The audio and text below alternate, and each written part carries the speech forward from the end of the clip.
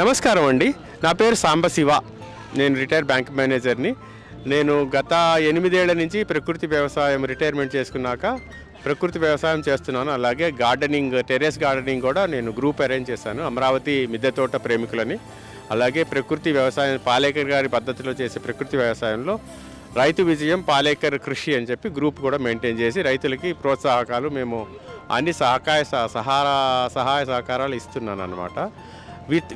విత్తనం నుంచి విపణి వరకు రైతుకి ఏది కావాలి అనేది మేము వాళ్ళకి అన్నీ అందుబాటులోకి ఇస్తూ చేస్తున్నాము. అలాగే నా దగ్గర నేను నా చిన్నప్పటి నుంచి 9వ ఏట నుంచి కూరగాయల పెంపకం పెరట్లో అది చేయడం మా అమ్మ దగ్గర నేర్చుకున్నాను. అలాగే అప్పటి నుంచి ఎక్కడ ఉన్నా కూడా పెరట్లో కూరగాయలు పెంచుకోవడం అదే నాకు ఒక ప్యాషన్, పిచ్చి అయిపోయి ఇప్పుడు 100 రకాల కూరగాయ విత్తనాలు నా దగ్గర ఉన్నాయి.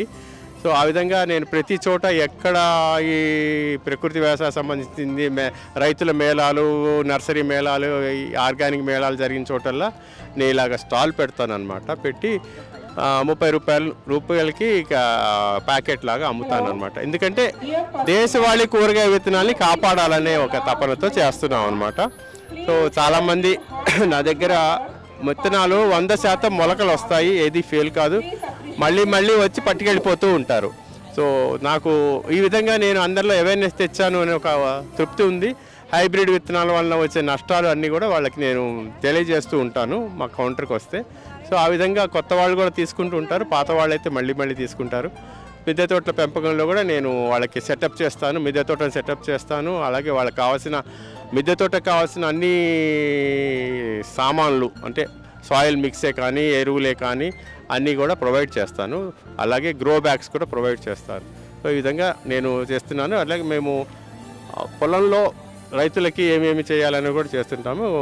కూరగాయల పెంపకము, విత్తనాల అభివృద్ధి, దేశవాళీ కూరగాయ అభివృద్ధి నా యొక్క లక్ష్యము. అది దాంట్లో మేము సక్సెస్ అయ్యాను.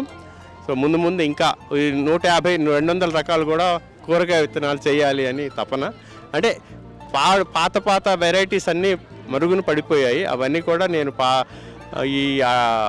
ఏమంటారు మన గిరిజనుల దగ్గర, కొండజాతి దగ్గర, రిమోట్ విలేజెస్లో వెళ్ళి నేను సేకరిస్తూ ఉంటాను.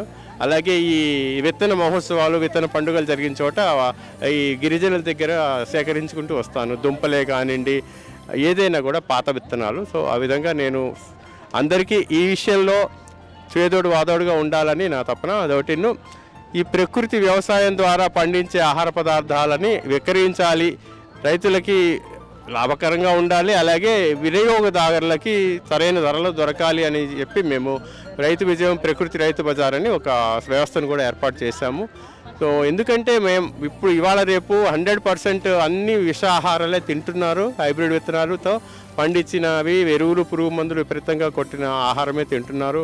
పాలు కలుషితం, నీళ్లు కలుషితం, ఆహారం కలుషితం, నూనె కలుషితం అన్నీ అయిపోయి రకరకాల రోగాల బారిన పడి హాస్పిటళ్ళకి విజయగా లక్షలు పోస్తున్నారనమాట.